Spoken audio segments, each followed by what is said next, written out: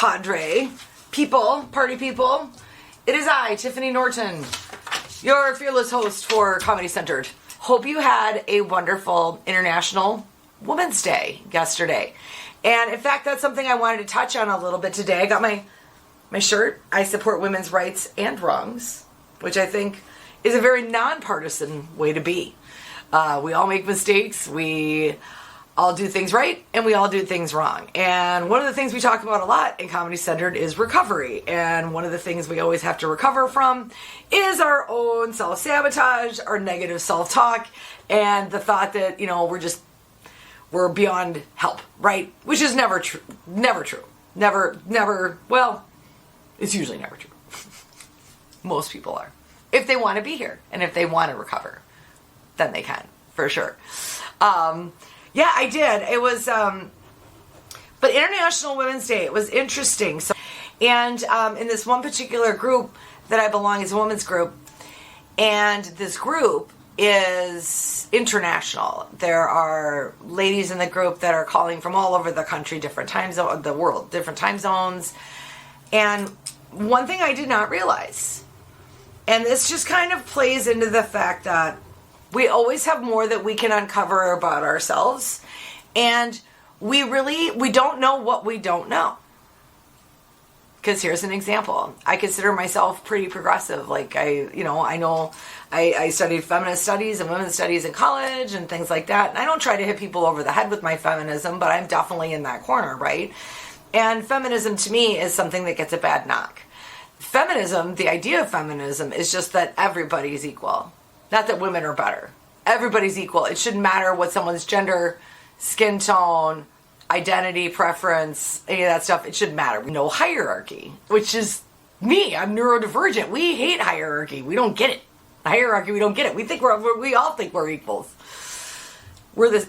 Anyway. So this International Women's Day international group that I was listening to, there was a woman she had read this letter from a friend of hers that she had received 8 or 9 years ago. Her friend who lived in Afghanistan. And of course we know that Afghanistan has just been ravaged for the last 25 years, for one reason, well, longer than that, because before it was Americans, it was Russians, and anyway, right? What I did not realize, and what was communicated through this woman's share, was that International Women's Day, in many other cultures, and some other women chimed in later on, in many cultures, International Women's Day is a huge deal. And the reason why it's a huge deal is because it's the only day that women get. There's the Mother's Day and all these other celebrations. The International Women's Day is their only recognition as women in their society. And so what was interesting was there's even generational differences for the women who grew up in these environments and in these countries about how to celebrate International Women's Day. The older women from these countries, I found out, they think that it's more of a party and we should celebrate femininity and feminine ideals and accomplishments and that. The younger generation feels that International Women's Day is a day to protest and activate for women's rights and, expanding those kinds of things. And it hit me because there was, once the one share happened, it was a daisy chain of 3 other women that happened to be listening in on the call that had similar stories where either they themselves grew up in a country where women did not have full rights, or they had dear friends, or like the one girl, I think she worked for some kind of international, organization or something like that, right? That did human rights stuff. But that's the thing about rights, right? You don't appreciate your rights until you don't have your rights. Right? And you don't see rights that are being honored, but you can see it very distinctly when your rights are not being honored. And as to bring it back into the Comedy Centered fold, rights are the same thing as boundaries. In a lot of ways, right? You know when your boundaries are being infringed upon. You also know when your rights are being infringed upon. And someone who consistently infringes upon your rights, they're kind of infringing on your boundaries, right? It's something that we as Americans, I think we're going to have to start thinking about a great deal, because I know for me, like, I didn't realize. I mean, obviously I knew that women in other countries had less rights. Of course I do, and I've read all about it. But I mean, really thinking about it and going, that's your only day, though. That's your only day that society celebrates you, your contributions. And so I think one of the things I'll say for myself as a woman, a white woman living in America, I've definitely taken that for granted. I won't any longer, There's definitely been a walking back of some of our freedoms, or at least an attempt to. I don't know that they've been successfully walked back yet. But the other thing that was shared with me in that call, and I think I offer it up to the group and people that are here that hear it in replay, but it was another thing that I hadn't really considered either. As I shared before, when I was in college, even though I studied law enforcement, which is a very male-oriented thing, I also studied women's studies, right? But this conversation, so the gal who was hosting it had shared something, and I could tell after she shared it, she was even uncomfortable with her own share, which we all do sometimes, right? But the conversation kept going around feminism, right? And International Women's Day on this call. And our moderator, who's very neutral usually, she said, you know what? I have to admit something, and I have to share something about myself. Everybody talking about feminism is making me very uncomfortable. And I was like, wow. Okay. And I know that these conversations make people very uncomfortable. Conversations about gender. Conversations about race. So is it better to shy away from the conversation? Is it better to have the conversation? It varies from person to person, right? Some people think that being an ally to a marginalized group is by just not saying bad things about the marginalized group. Well, that's not really being an ally. That's just not contributing to the problem, right? But in this particular instance of this woman's share and in this particular group, this is a woman I've gotten to know quite well over the last 6 months, and I would consider her to be quite progressive. She is a gay woman. She has been married in the past to another woman. And then to hear a woman from the LGBTQ plus community sharing that she feels uncomfortable talking about the subject of feminism, I thought, well, my God, no wonder I don't get invited to parties. I mean, I guess I shouldn't assume that women that are out about their sexuality would naturally want to talk about feminism, or would be more capable about talking about feminism, or more interested in talking about feminism. But she was even surprised that she said that. She said, but it goes back, her explanation of it was that it goes back to her upbringing, right? And what do we always talk about? It always comes back. It always comes back to the first group. The first group we had to exist in and show up in and succeed in, our family. And I know in my family, discussing feminism is taboo is maybe a little strong, but boy, you're not going to get a second helping of dessert, let's just say, right? It's a topic that no one wants to discuss, but we all know it's there. Like race. We all know it's there, but no one wants to discuss it. Why? Why do we get so uncomfortable with these conversations? Well, it's a lot of factors. First of all, and just right off the bat, no one wants to look stupid. No one wants to say the wrong thing in a social situation, especially when it's a touchy subject. A subject you can get wrong quite easily. And if you're the type of person that maybe has not had a lot of free time to do studies in this area, or your education was not geared towards social studies, maybe you design software and just have not had a lot of these conversations in your life. But now that things are being so disrupted in our country that it's coming up, you may not feel that you have the right to discuss these things, or it's not your problem because you're not part of that group. And while those all things may be true, I would argue that that's a larger thing, and I want to walk it all the way back to the original family. And I want us to think about it. What were the subjects that we were not allowed to raise in our family? What were the things that were, forbidden to discuss? Because, the old recovery axiom, you're only as sick as your secrets, but it's the truth. And I know, obviously I'm a comedian and I'm a DJ, so I'm a communicator. That's the way I like to express myself. Others are not as communicative as I am. Others are not as curious about knowledge and how in other groups and people and all that stuff as I am, and I understand that. But I also want to maybe suggest that part of the reason we shy away from certain subjects is because we were quite literally told as younger people, don't talk about that. My mother's my name as a kid growing up could have just been, don't say that. Don't say that, Norton. Could have been because that was the message I got often, not realizing too at the time that I'm neurodivergent, but yeah. Right, Jules, right? You're told, don't talk about race, don't talk about religion, don't talk about politics. And I think while that is admirable in the sense of a dinner party, of keeping harmony during the holidays, I think we've taken it too far, as if we should never talk about any of these subjects.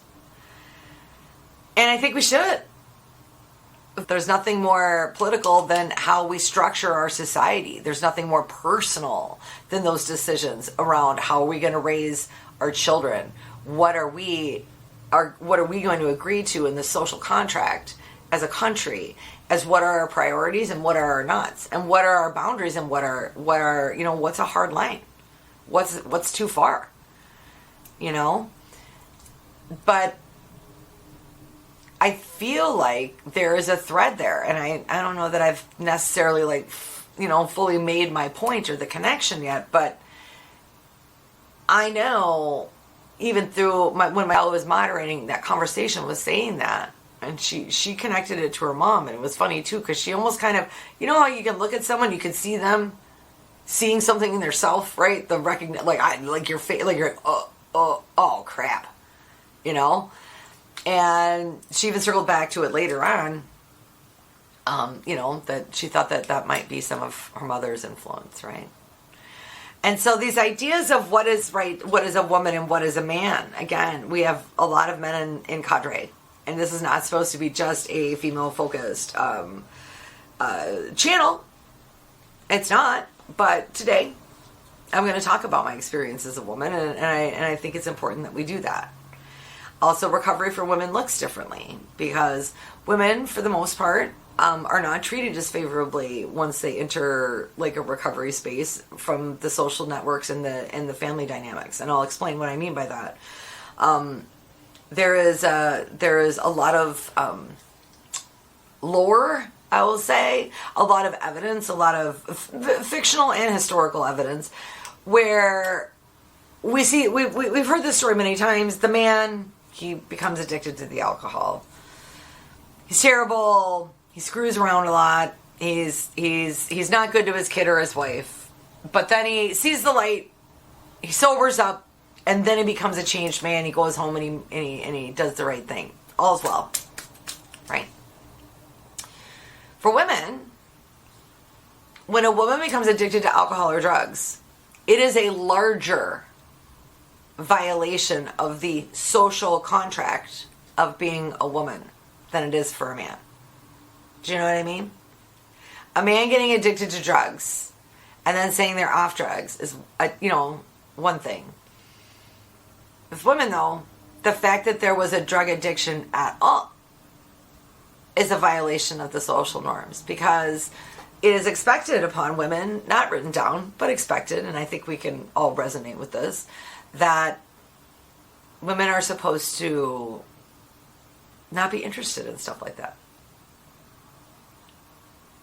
you know, adrenaline, partying, loud music, intoxicating substances. These are supposed to be guy things, you know? So if you're a woman who acts like every other alcoholic does, or, you know, or every other addict, and does all the addict behavior and the over drinking type stuff, when you get sober and you go around and you start doing your amends, I can promise you, you know, like, it's different for every person, of course. No two people's journey is exactly the same. But it has been my experience that there is more empathy for a man who gets his stuff together than a woman who does, because the idea kind of being the woman shouldn't have gotten herself in that place to begin with anyway. Or if it's a girl, it's a choice, but if it's a guy, it's like just what guys do, you know? I don't know. So, one of the questions I asked in the group at the end, how can I be a better... These are subjects, religion, politics, gender, all these things. These are very real subjects that have very real world complications, and they are difficult conversations oftentimes. But I don't think they always have to be. I think we make them harder than they need to be in their mind, because it really doesn't have to be you knowing a lot about a subject to learn. All you have to do is listen. Listen to the person who knows. See what their perspective is on it. You know, and ask follow-up questions. This idea that you shouldn't, or you're not able to talk about a subject, or you shouldn't talk about a subject if you haven't had firsthand experience with the subject. Well, I mean, I've never had firsthand experience with, you know, touching a star, but I still like reading my astrology charts. You know, like, but I think this brushing things aside because it's uncomfortable. I think this desire that we have to avoid the hard stuff.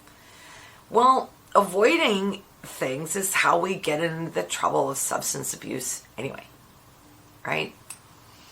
But avoiding conversations, to me personally, if that's kind of knee-jerk to you, that you get uncomfortable when someone brings up a difficult conversation, I would just, as an exercise, maybe say, well, who in my family's behavior would that be mirroring? Who's the person who would be upset if I were to bring up a subject like feminism at the dinner table? You know, are part of the reasons why you don't feel comfortable around those conversations because, not that you don't have thoughts or opinions on that conversation, it's just that in the past maybe you brought it up and it wasn't received well, or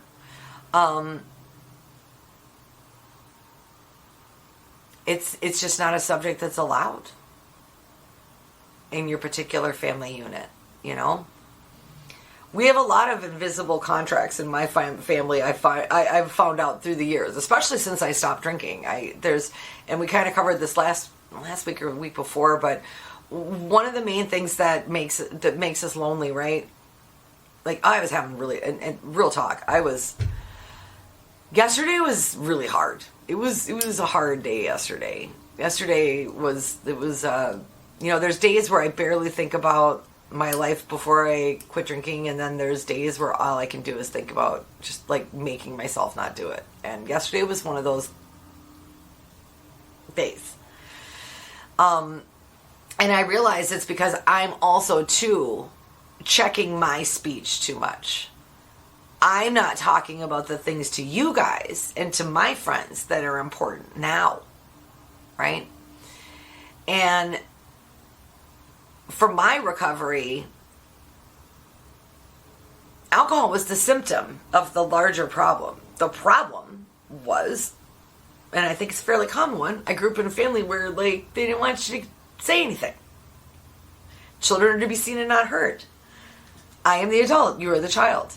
You do not have agency. You do not have a choice. You do what I say. Do as I say, not as I do.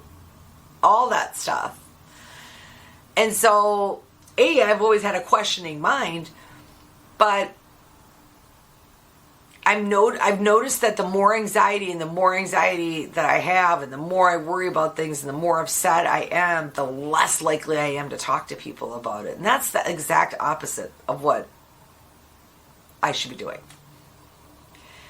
You know, community is truly group communication, groups, one-on-one is great, but group therapy, group conversations, that's what's really, really, really made the such a huge difference. And one-on-one therapy was good to a certain extent, but I learned more from stories and from other people's experiences. And so that's why I like working with Cadre. You get such a different variety of where people are coming from in their personal experiences. And I appreciate that kind of a collaborative because, you know, I'm obstinate to authority too. I very much resist authority. I don't know if that's the neurodivergence or if I'm just difficult as a person. But I've always been someone who questions things. Like I just question stuff. And so, and that's got to be really frustrating. That's going to be really frustrating. I know it's really frustrating for my family because all they want to do is have a nice dinner and everybody to shut up. And I won't let it go. Yeah, I know. But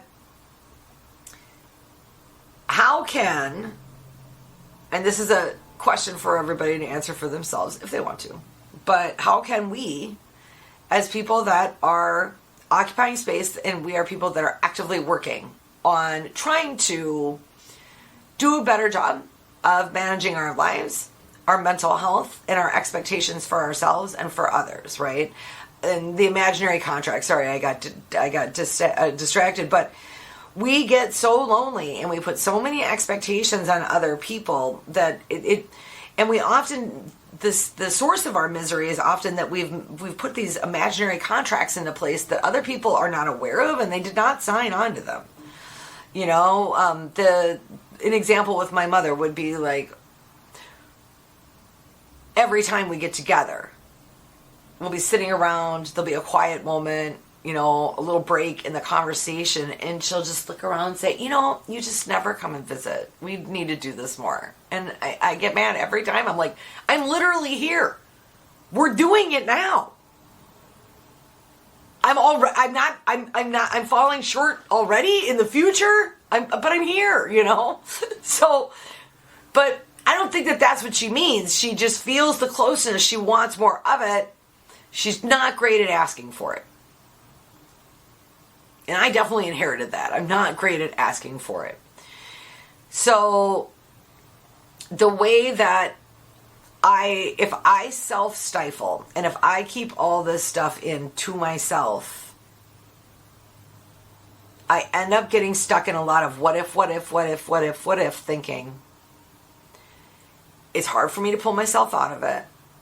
I'm future projecting. I'm only thinking about what could happen, not what is actually happening right now, which might be nothing. Future tripping, that's the word I was looking for. I am. And when I isolate, when I don't share, when I don't talk to people, when I stay in my house for a couple days and I get really antisocial, I get stuck in that futuristic, fatalistic loop. And it really makes me want to drink. Really makes me want to drink because I want to escape feeling that way. You know, it's all about escape. And it all comes back to the first family. I've talked oftentimes about how from a very young age, I don't know why, but it was about 4 or 5, and I started trying to run away all the time. I don't know if I just liked Huck Finn or something, and I just thought I could just like have a knapsack and go live in the world or something, but I was always trying to escape, and so the hard conversations, I'm escaping them too. I'm escaping them by not having them. I'm escaping them by pushing down what I actually want to say because I'm trying to keep group harmony. I'm not doing myself any favors when I'm not expressing myself too because I am very sensitive and I feel that even though I've worked really hard in the last 2.5 years, I've not been perfect on my sobriety, and I feel like, I don't know, I feel like I don't get to pat myself on the back or that what I've done isn't really good enough. Unless someone else tells me it is. And I have to stop that, you know.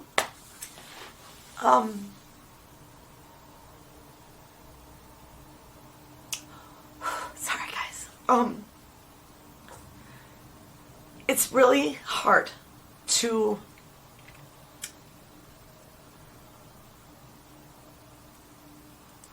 face the future all the time, not knowing if it's going to go your way. But what choice is there? You know, the future will come, God willing, right? Whether we face it or not. And so avoiding things that are difficult, avoiding things that are hard, there's the temporary payoff, and then like, oof, I got out of that. But I know, at least for me, I'm usually, I have a real negative taste in my mouth afterwards. Like literally, like I feel bad about myself and others because I'm avoiding.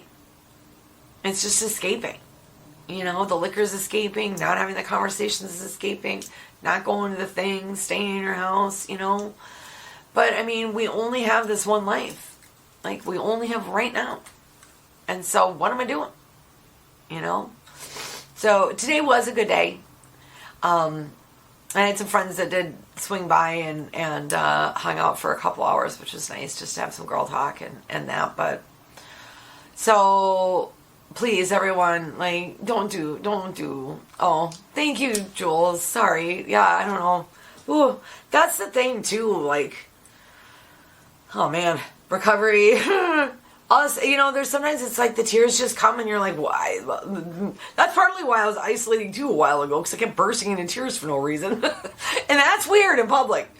I'm not afraid to like cry a little bit in public, but when you're like, it's just like you're just like checking lettuce out at Aldi and all of a sudden, blah, I'm like, ugh.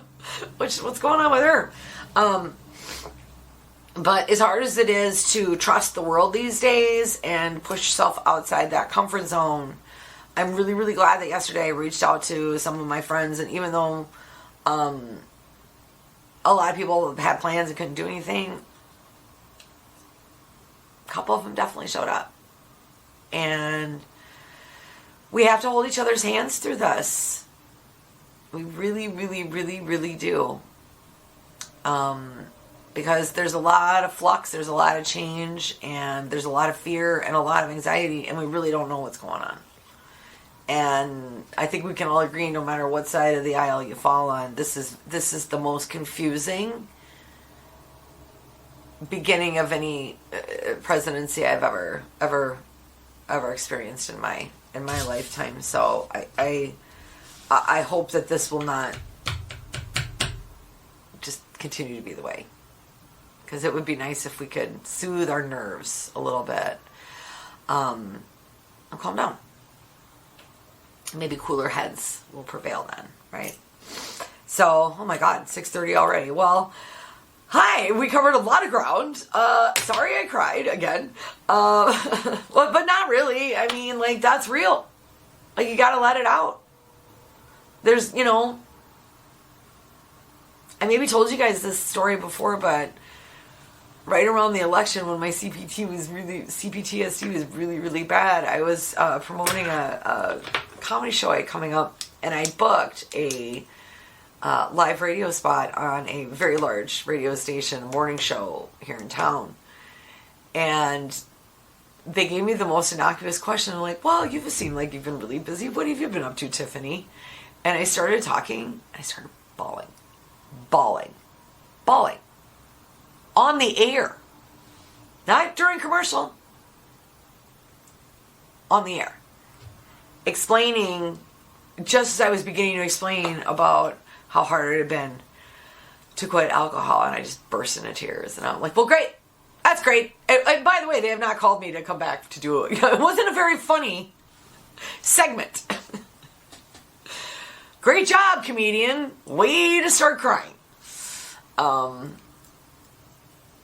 You're never supposed to cry in radio. I know that. But at least I didn't cry on my radio station. I never cried when I was on the air on my radio station. I went to another radio station and cried on their air. So then it's okay. Anyway. All right, y'all. Have a good Sunday. I will see you all next week. The day before St. Patrick's Day. St. Patrick's Day. That is a hard one for the drinkers, especially if you're Irish Catholic, like I am. But I do love it when St. Patty's falls on a Monday. All right, y'all. Have a good night. Take care. Don't forget, stay centered as best as you can. Prioritize yourself. Prioritize your mental health. Turn off the phones. Turn off the notification. And try to have conversations in real life as opposed to the on-screen stuff, right? Although this is a good substitute. I feel better at least. All right.